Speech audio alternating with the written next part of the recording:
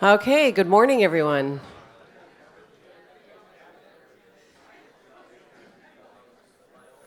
For those I have not met yet, I'm Victoria Stamper from United Potato Growers of Canada.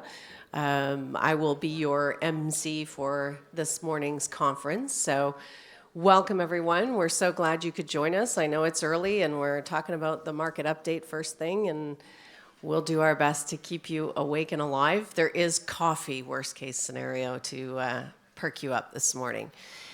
I have the pleasure this morning to start off with an introduction of the Honourable Blois Thompson, our Minister of Agriculture and Deputy Premier, who would like to step up this morning and say a few words to the group.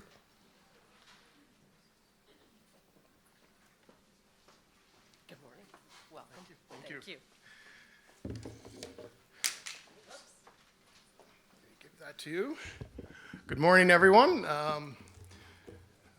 I was literally handed a speech here a minute ago. I got in on that midnight flight last night that never gets in on midnight, so we're fresh here this morning. But I want to, before I begin, I want to thank you for having me here this morning, and I want to bring greetings on behalf of Premier King and our entire government.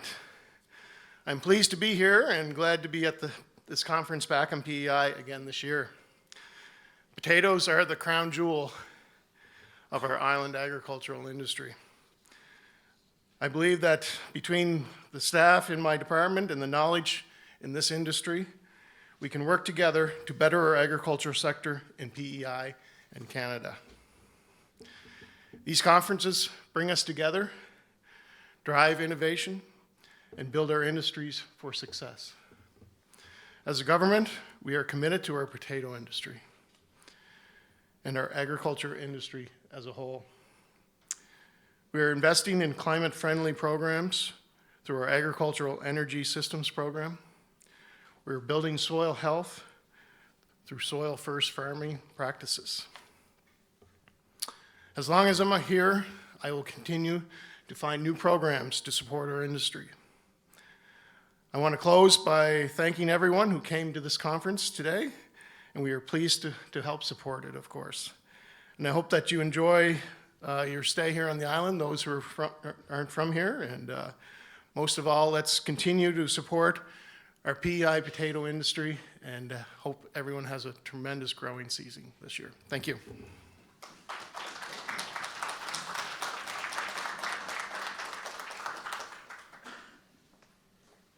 Thank you very much. We're so happy you could join us. Sorry to get you up here right as soon as you arrived. I'd like to now introduce John Visser, who is the chairman of the PEI Potato Board. Thanks. I'm probably a little better rested than you are, Minister Thompson. So, good morning and welcome to the International Potato Technology Expo. Today's session is presented by the United Potato Growers of Canada. It's a real pleasure to be here and witness the collaboration between the PEI Potato Board, the United Potato Growers of Canada, the PEI Department of Agriculture, and the Expo organizers. I'd like to extend my appreciation to the Potato Board, and in particular Ryan, for working alongside with the Department of Agriculture and the United Potato Growers of Canada to put together an agenda that promises to be both insightful and important to our farming activities in the upcoming year. It's apparent that the effort put forth into changing up the format for the UPG seminar this year, partnering with the Potato Technology Expo, has already resulted in good attendance.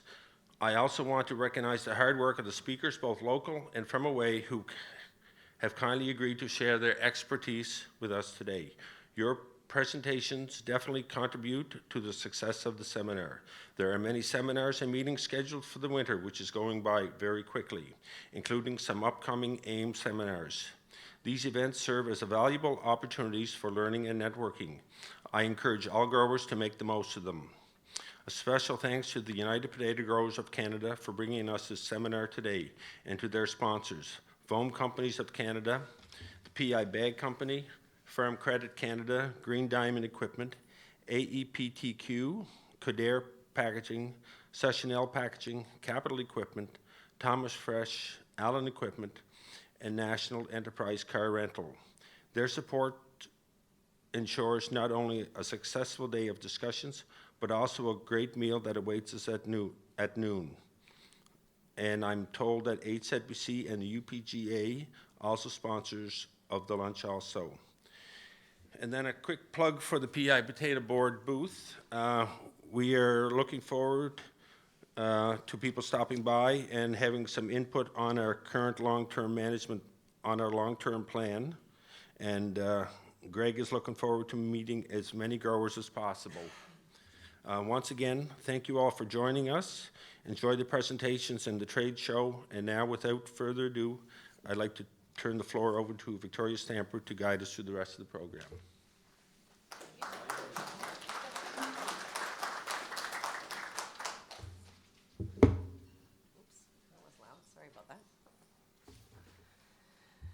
Okay, thank you, everyone. As you know, I'm Victoria Stamper from United Potato Growers of Canada.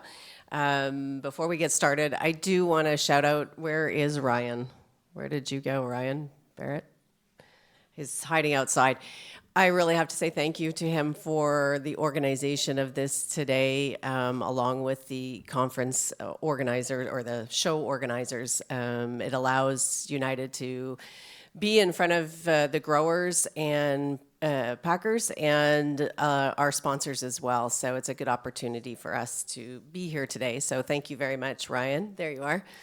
We appreciate all the work that you do, because there's a lot of work that goes on in the background that people don't always realize. So thank you very much.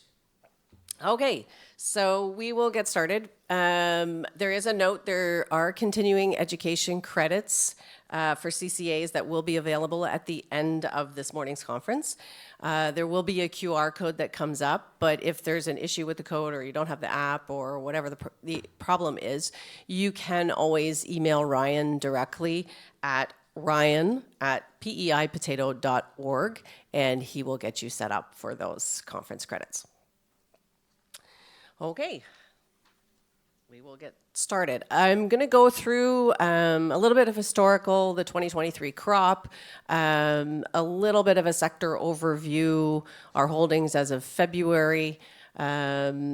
The U.S. market, I'm probably going to skip over, because we do have Mark Clompine from United Potato Growers of America that's going to give a video presentation, so we won't go into depth on that part of it, and some challenges and opportunities. So I will go through the numbers fairly quickly. One, to make sure you stay awake, but two, a lot of you have already seen some of these numbers, hopefully in our newsletters or other presentations.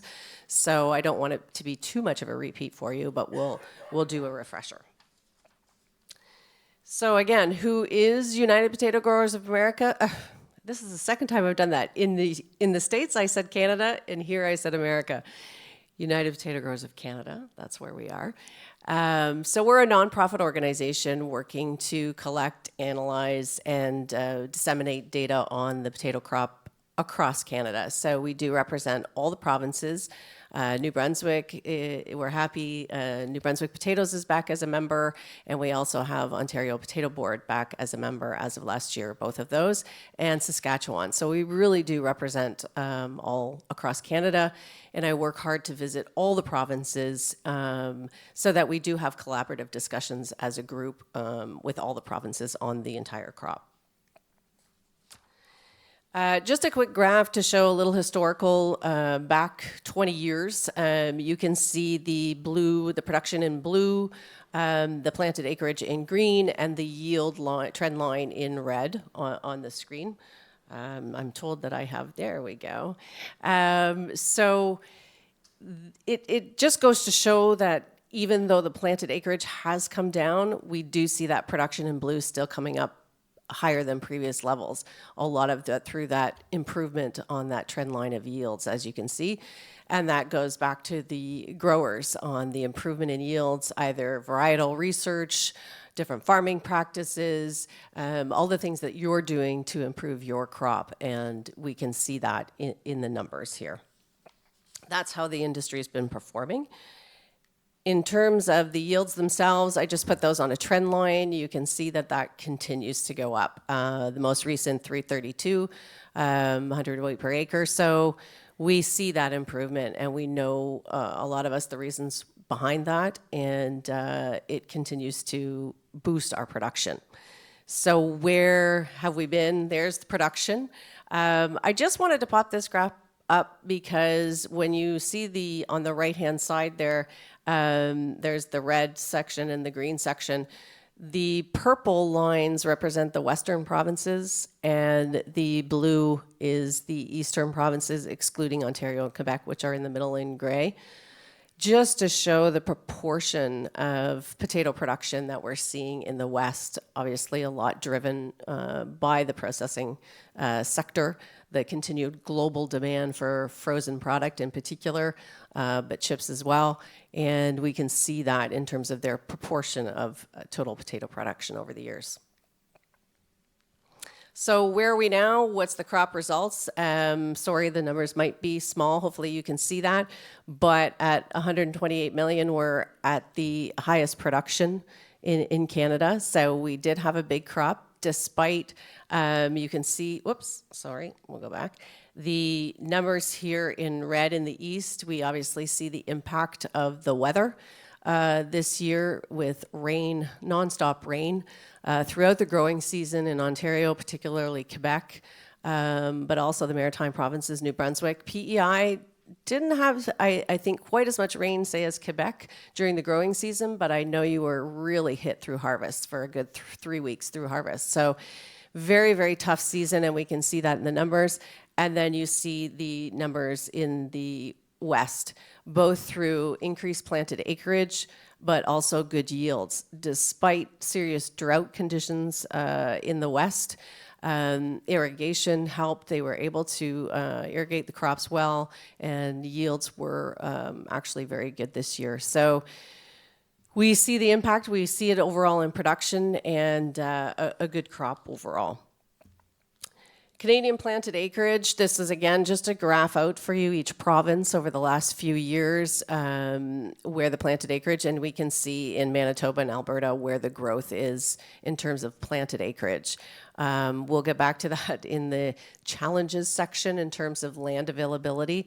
A lot of the provinces, particularly in the east, are really constrained in terms of the opportunity to grow. So we do see the growth in the Canadian planted acreage more so in the west. In terms of harvested acreage, again, you see that number there in the bottom. Very good harvested acreage. We see the impact of that cool, rainy growing season in the eastern part of the country.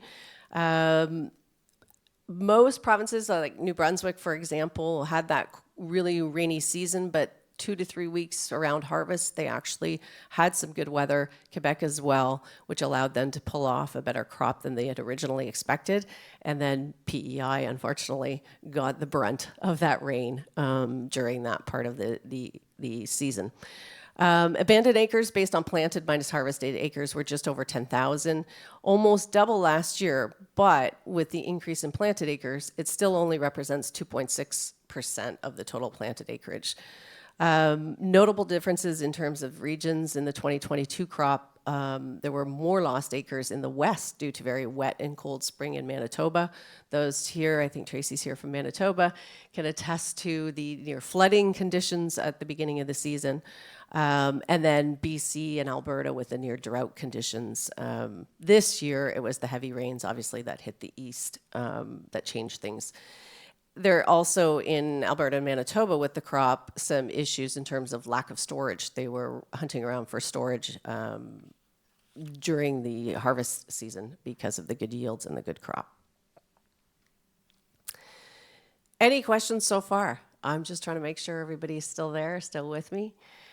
Canadian potato production, we talked about that, so I won't go into any details there, but we're just shy of 129 million hundredweight, an increase of 4.3% over 2022, the highest ever for the country, and an indication, obviously, of a very good growing season for most of the country.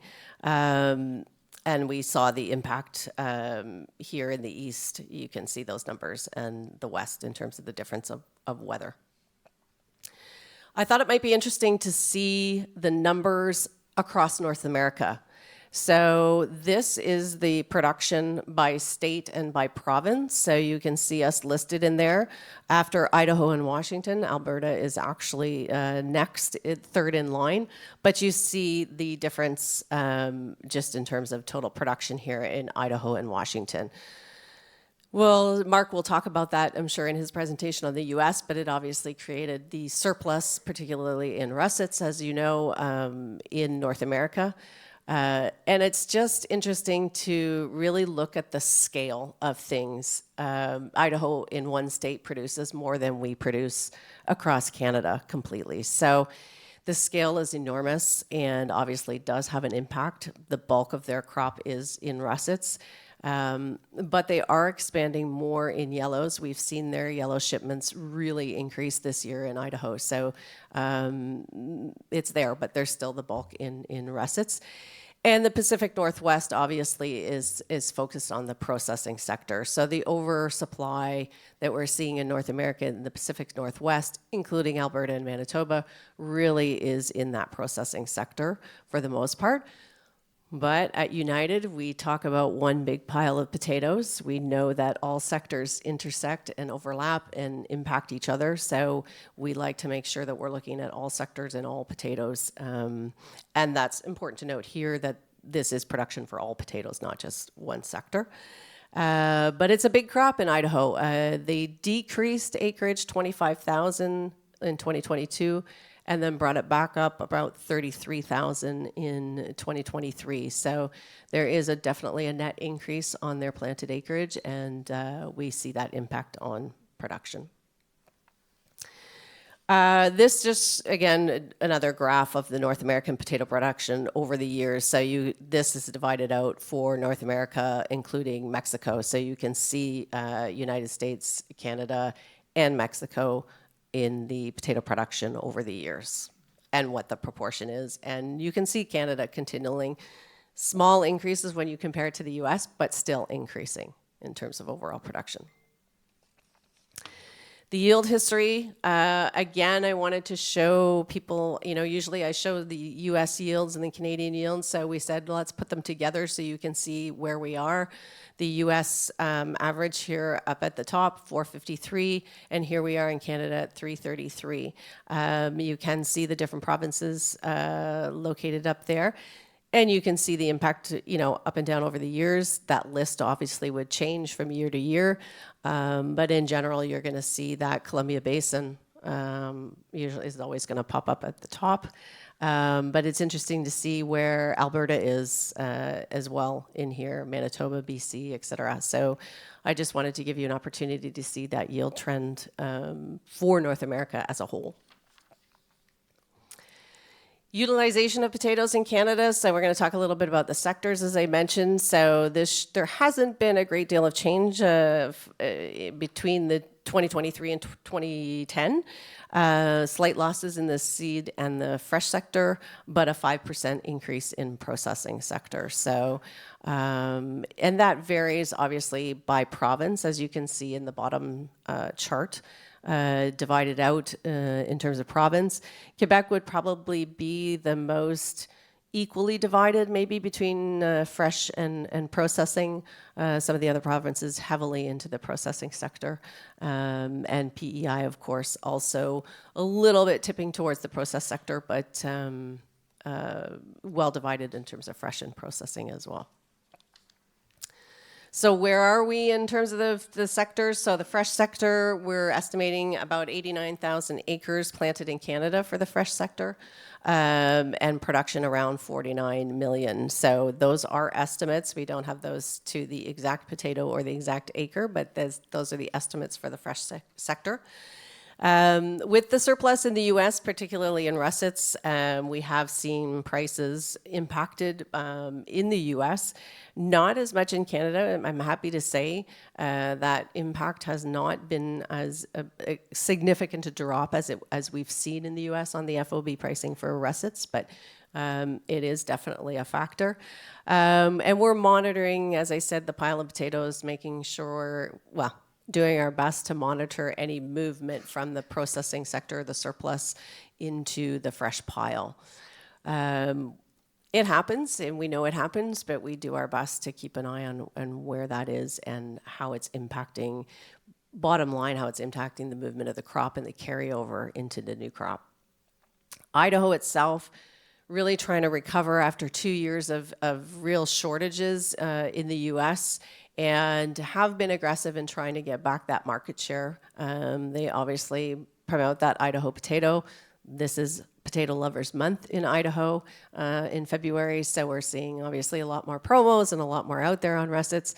But it was interesting, Buzz from United Potato Growers of America actually quoted somebody that in the consumer's mind, even when they promote Idaho potatoes, the consumer's just linking it to russets. So everybody actually gets a boost from those promos. So it does help everyone to a certain extent.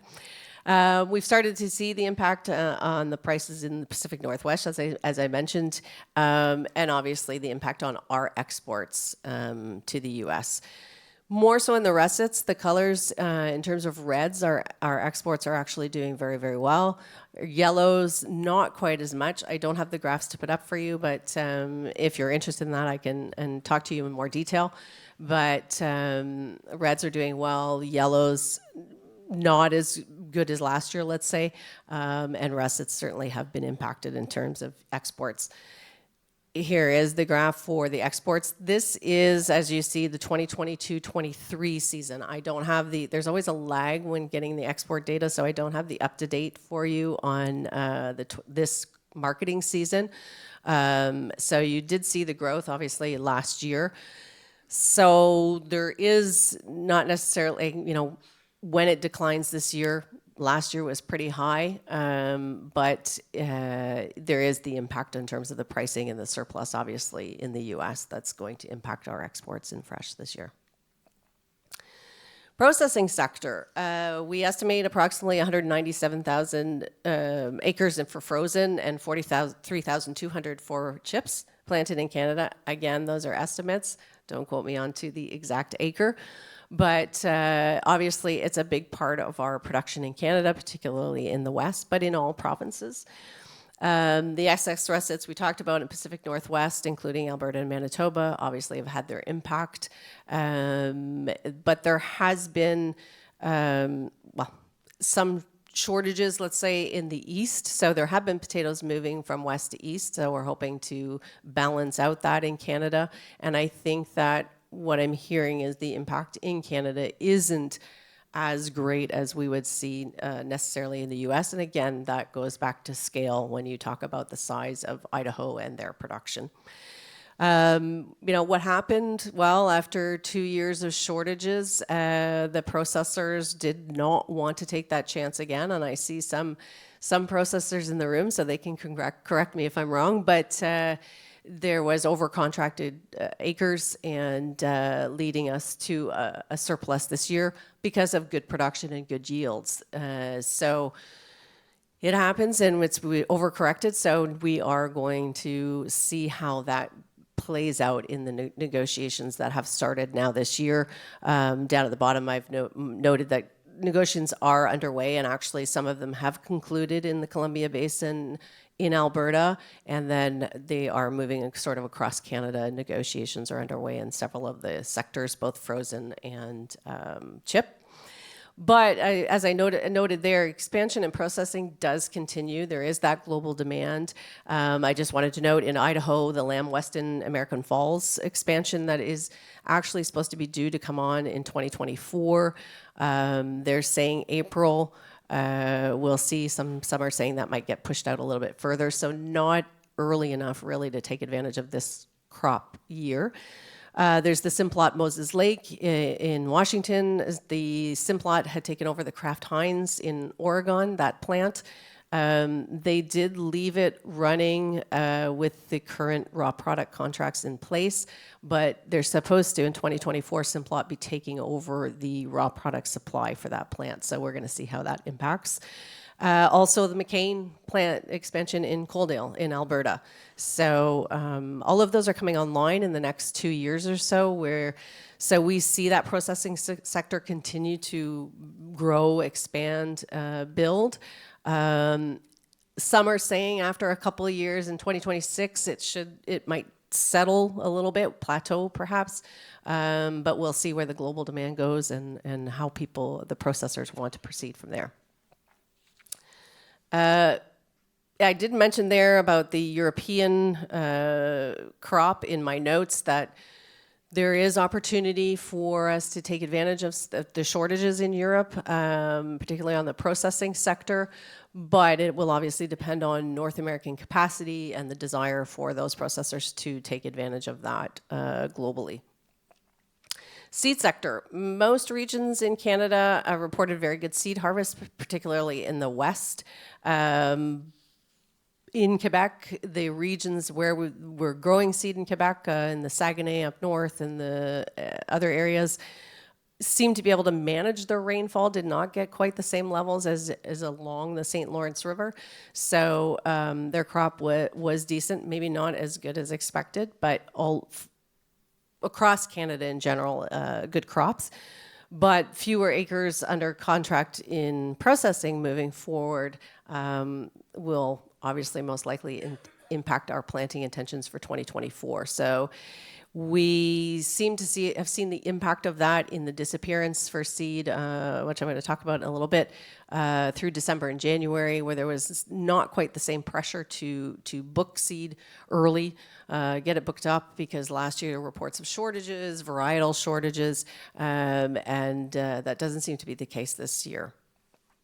We do seem to continue to see the same trend from reds to yellow varieties. Mark usually talks about that in his presentation. In America, in the States, we saw that trend already pass. The yellows have passed in terms of acreage and production in the U.S. Anecdotally, we know the same thing in Canada. I just don't have the exact numbers to be able to show that to you. That's something that we're working on in United as part of our improvement on data collection, is to be able to see those numbers broken out by category. So what I've shown you so far today, we'd like to get broken down by russet, red, yellow, whites, and by sector as well, the processing, seed, and fresh sectors.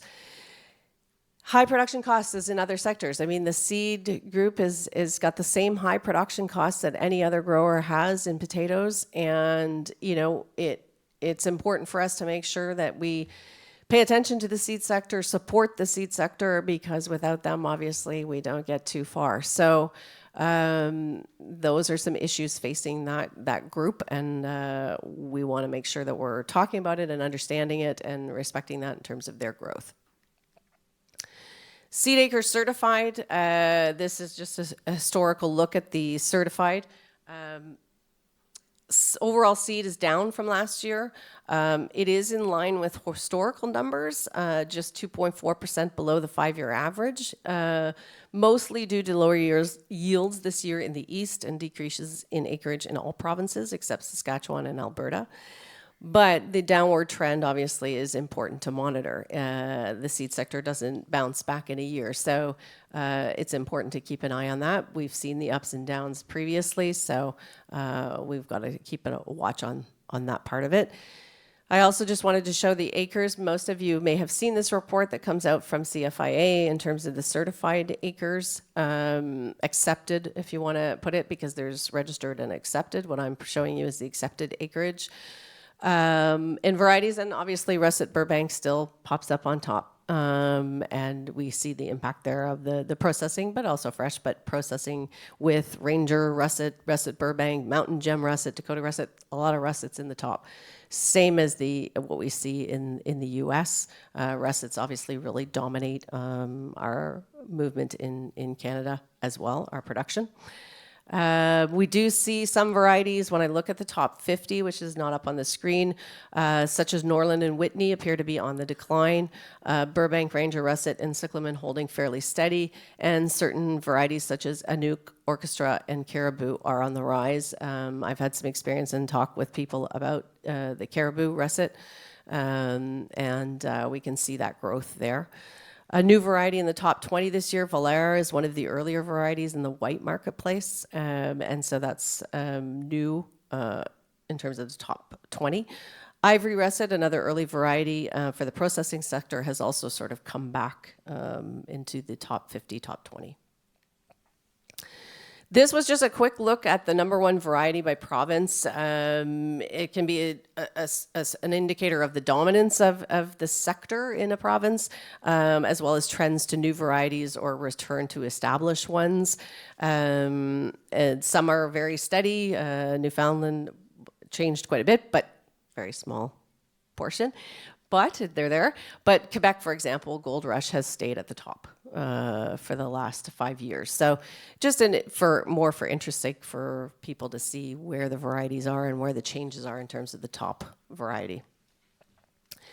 Where we are now in terms of February holdings that came out at the beginning of the month, we can see there in the east, the numbers in red, the change over when compared to February of last year. So we see the tightness there in the east, and we can see those numbers in the west. 76% looks like a big number, but BC is, in terms of overall production, obviously quite small, but you can see they had a great crop, very good quality, good yields this year. So we see that increase there in terms of their holdings way up from last year. And that's more based on less on slow movement than it is on a larger crop to start with. Although the storages are at record levels at this point, if we continue on the current pace of movement in the table sector and the fresh sector, we could have stocks cleaned up in just shy of 6 months. So we're not estimating a lot of carryover there. It's early. We'll see where the surplus in processing might end up, but this is what we're seeing now in terms of movement, disappearance. We do have higher cull rates in the east. So when I talk about disappearance, it's not necessarily just sales, but it is those cull rates included in there. But we do see that in terms of the movement in the east. We also will see the concerns about the high level of processing potatoes, as I mentioned, and how that will impact the planting intentions out of the contract negotiations moving forward. This graph just shows you the holdings. Obviously, the pattern's not rocket science. We know that we start in December with a high and we end up with low numbers in July. It was more to look at the trend line this year and to see the 2023 in purple well above the trend line. Obviously, we're starting off with a bigger crop. And where is that? A lot of it is sitting in the west. So they're well above their trend line in terms of holdings numbers as we move through. So this is what we try to keep an eye on at United, is the shipping progress and where we are in terms of our holdings and where we are into our normal or seasonal progression through the crop.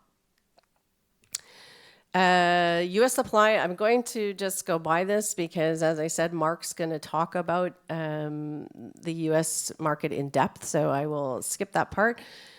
In terms of the European, most of you have heard unprecedented rainfall, flooding, et cetera, through their harvest, made it one of the most difficult on record.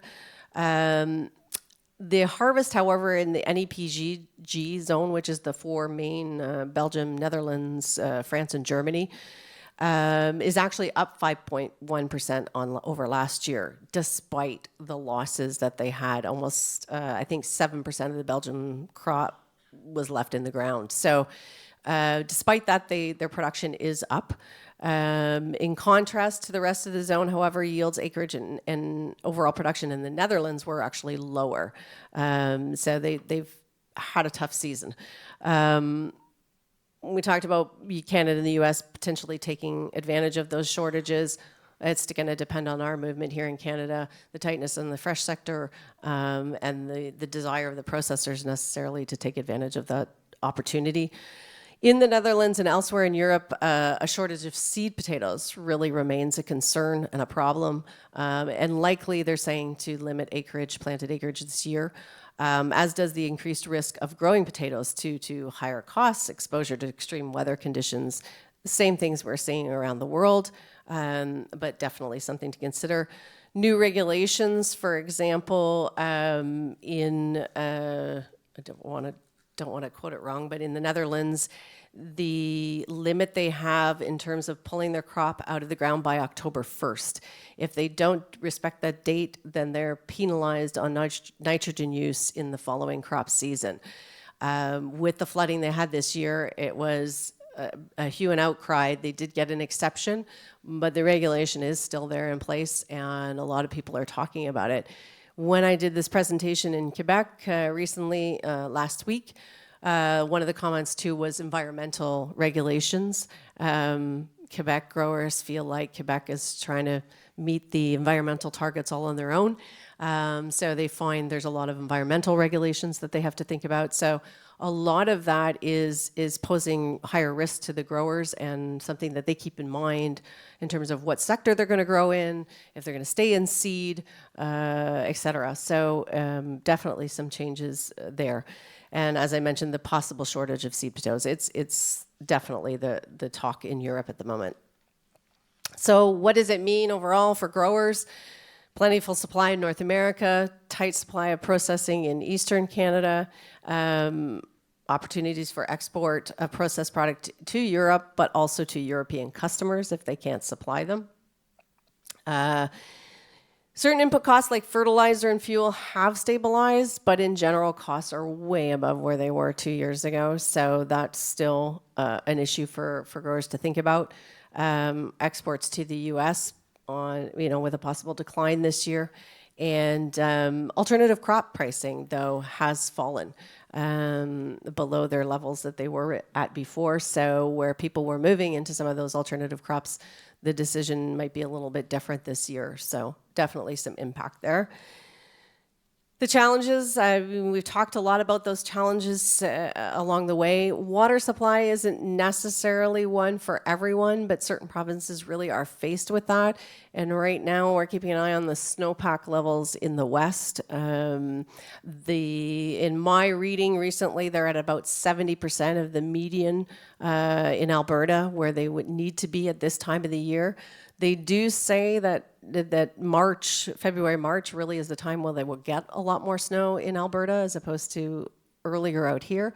But people are still very concerned, and the government and ministries have actually already started discussions about potential allocations and restrictions into the next crop season. So we'll see where that goes. BC as well has already opened up discussions about that. So those drought conditions continue.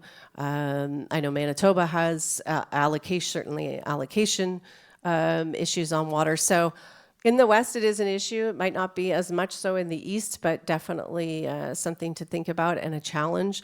And the land cost and availability, as I mentioned earlier, if we want to expand, where do we expand? You can't just pick up the acres next door. So acreage is spread out. The availability of it, there's a lot of competition from other vegetables, solar panels, suburban sprawl. All of those things are impacting, in particular, Canada and Quebec, that limits the ability to grow and expand those acreage. We see obviously more of that out west, where the land is available and the cost might not be as great. But in the east, there's a big question in terms of what our potential expansion could be. Availability and cost of storage as well. We saw that with the big crop in Manitoba this year, the availability of storage. But with the interest rates up and all the other costs, people are really taking a hard look on what they're going to do in terms of storage, and obviously that impacts their decisions on planting intentions and movement and growth into the next year. It's not all doom and gloom, though. There are lots of opportunities. Potato production is still an excellent place to be. We see the growth. We see it happening in Canada. It continues to grow. It's not on the decline. The demand is there. The consumer demand is there. And there are a lot of other things happening in the industry, the technological improvements in terms of the equipment that you're using and the data that you can get. The best practices in regenerative agriculture, I know it's a bit of a buzzword and people get tired of hearing about sustainability, regenerative ag, and those types of things. But my point more is that we're sharing that information a lot more. I see organizations like the Potato Sustainability Alliance that allows us to talk about things and share, because the issues we have out east are to a certain extent the same, or slightly different, but the same in the West. And sharing those best practices makes a difference and allows us to grow as a group, as a whole, as an industry. Varietal research, new varieties. We're seeing even that when I noticed in the statistics from CFIA in terms of the top 50, they have another category called other at the bottom after the top 50. And you see a big growth in that this year. And for me, that's an indication that people are trying and testing new varieties. So all those small acreage varieties end up in that other category. Well, if that's growing, people are out there testing and trying new varieties, which is a good thing. To respond to some of those challenges in terms of climate, water, et cetera, pest, disease. Global demand for processing continues, and precision agriculture, a method to address some of those cost issues. So where and when and how are you putting on those crop applications, and being able to do that with precision makes an impact on refuting that challenge of cost and how you're running the farm and what you're putting into the farm. That's it. Hopefully you're still there with me following, that you've gotten some good information. I would love to get your feedback in terms of these types of presentations, what you would like to see, what we could be talking about differently. We're working hard at United, as I said, to continue to improve, to build on what Kevin McIsaac has built with data collection. We're working hard with StatsCan, with Ag Canada to improve that data collection for the potato industry. But we need your help as growers. So we hope that you'll participate with us to improve and give you back more information and needed information for you to make good decisions about your planting intentions, your crop moving forward. And do our best to balance out supply and demand. Mark will talk a little bit about that in terms of the balance of supply and demand and how that impacts our industry.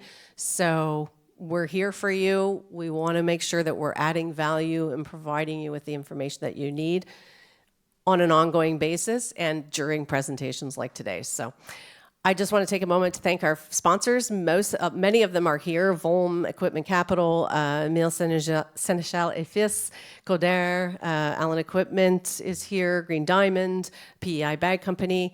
Hopefully they're going to have a chance to come up and speak to you in a little bit. But without them, United as a nonprofit relies on their support to put on events like this today, and we really appreciate their support. There's my email. Please email me at any time. There's a QR code to our website. We are in the process of updating that website, hopefully to have a launch in March, so keep an eye out for that. And I would love to take any questions if we have time. I didn't even check where I am on time. But is there any questions from the audience?